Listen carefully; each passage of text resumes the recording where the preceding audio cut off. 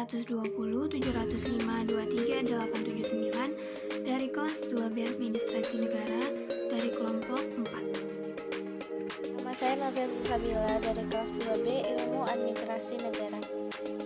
Assalamualaikum warahmatullahi wabarakatuh.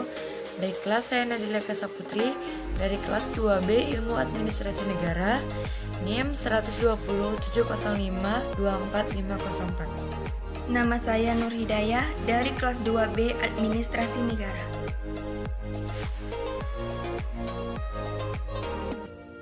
Hubungan sosial antara kelompok etnik, yaitu yang pertama, isu tentang hubungan antara kelompok etnik masih menjadi isu penting terutama pada masa reformasi ini.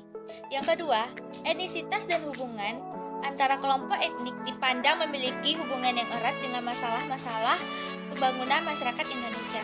Yang ketiga, keberagamaan budaya yang dimiliki masyarakat Indonesia pada dasarnya adalah sebuah potensi untuk membentuk identitas kita sebagai bangsa Indonesia. Yang keempat, kecenderungan ini memang tidak saja jadi dalam konteks masyarakat Indonesia, namun telah menjadi kecenderungan pada masyarakat dunia, seperti diungkapkan Huntington. Selanjutnya, definisi etnisitas merupakan konsep yang kompleks. Entitas juga dapat diartikan sebagai bangsa. Berdasarkan akar kata, etnisitas berasal dari bahasa Yunani kuno, yaitu etnos yang berarti bangsa dan etnikos yang berarti lainnya. Dalam pengertian ini, maka etnisitas menitik beratkan pada adanya perbedaan antara apa yang dipandang sebagai bangsa dengan kelompok-kelompok lainnya yang dipandang sebagai bukan bangsa. Telah masuk ke materi, yaitu pandangan dan konsep etnisitas menurut Agustino. Yang pertama, pandangan promodialisme. Pandangan ini cenderung menganggap etnisitas adalah sesuatu yang inheren dalam diri manusia. Atau dengan kata lain, ras dan etnisitas memiliki arti yang saling tumpang tindih.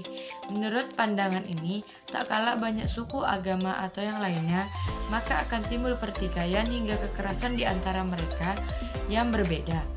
2. Pandangan instrumentalis etnis dianggap sebagai alat yang digunakan oleh individu atau kelompok untuk mengejar suatu tujuan yang lebih besar, biasanya dalam bentuk materi. Konsep etnisitas bagi kaum instrumentalis tidak terlalu relevan, kecuali digunakan atau diperankan oleh elit politik yang ingin mencapai tujuan tertentu. Yang ketiga, pandangan konstruktivitas. Etnisitas tidak bersifat kaku, sebagaimana dibayangkan kaum promodialisme atau sedemikian mudahnya diperalatkan oleh kaum elit politik sebagai diduga kaum instrumentalis. Etnisitas dapat diolah sehingga membentuk suatu jaringan atau relasi, pergaulan sosial, dan berbagai lapisan pengalaman. Artinya, etnisitas merupakan sumber kekayaan hakiki yang dimiliki oleh dunia ini untuk saling mengenal dan memperkaya budaya satu dengan yang lainnya. Jadi, dapat disimpulkan bahwa keanggotaan seseorang dalam kelompok etnisitas tertentu tidaklah serta-merta menjadi dengan keluarga, karena etnisitas lebih mengarah pada identitas yang dipersepsikan, bukan sebagai satu kelompok yang memiliki aksi sosial yang konkret. Sekian, terima kasih. Di sini saya akan membahas tentang komposisi etnis. Salah satu cara untuk melihat komposisi kelompok etnik di Indonesia adalah dengan melihat peta demografi penduduk. Tetapi, informasi mengenai komposisi kelompok etnik di Indonesia hanya dapat dilihat pada data sensus penduduk tahun 1930 dan 2000. Sensus 1930 adalah sensus yang dilakukan pertama kalinya Badan Pusat Statistik Indonesia memasukkan pertanyaan tentang etnisitas. Pola hubungan antara etnis. Yang pertama, masa kolonial. Hubungan antara etnik dalam konteks masyarakat Indonesia saat ini tidak dapat dipisahkan begitu saja dengan yang telah terjadi pada masa kolonial dalam bentuk hubungan antara etnik pada dasarnya. Telah terjadi jauh sebelum masa kolonial dalam bentuk hubungan perdagangan dan pertukaran budaya. Namun masa kolonial merupakan satu titik penting sebab kelompok etnik di wilayah jajahan berinteraksi dengan pemerintah kolonial. Yang kedua, pasca kolonial, Orde Lama dan Orde Baru. Pada masa Orde Lama dan Orde Baru, dampak yang dibuat pemerintah kolonial masih berbekas. Bahkan hingga kini, hal ini terlihat dari kebijakan pemerintah yang menempatkan kelompok etnis Cina bukan bagian dari negara Indonesia. Kenyataan menarik pada gerakan nasionalisme yang memperoleh kemerdekaan dan menguasai pemerintahan Indonesia. Belanda dan pengusaha-pengusaha Eropa digantikan oleh orang-orang Indonesia, baik dalam bidang pemerintahan dan politik, tetapi tidak terjadi perubahan pada status kelompok Cina, baik kelompok yang terpisah dan masyarakat pribumi maupun kelompok yang mengontrol ekonomi modern masyarakat Indonesia. Yang ketiga, masa reformasi. Hubungan antara etnis di Indonesia tak lepas dari sejarah dan bagaimana negara mengatur hubungan tersebut. Pemerintahan cukup memegang peranan dan mengatur hubungan itu. Karenanya, perubahan peta politik dan kebijakan publik penting untuk dijadikan dasar dalam menganalisa pola hubungan antara etnis di Indonesia.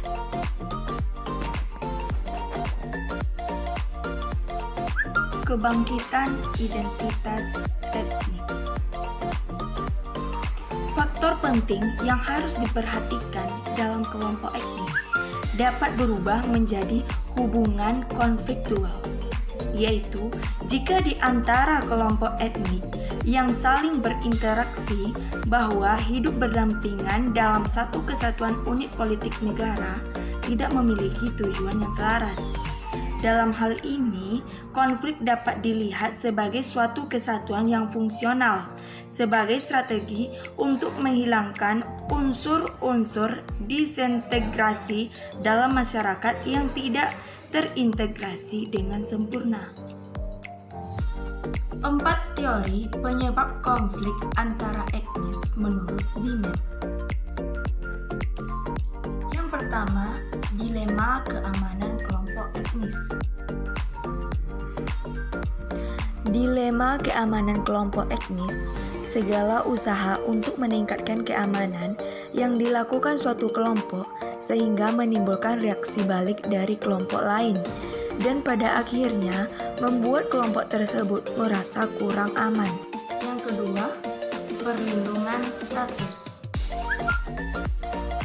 Konflik etnis muncul sebagai konsekuensi atau hasil dari ketakutan kelompok terhadap dominasi kelompok lain, baik secara material maupun budaya.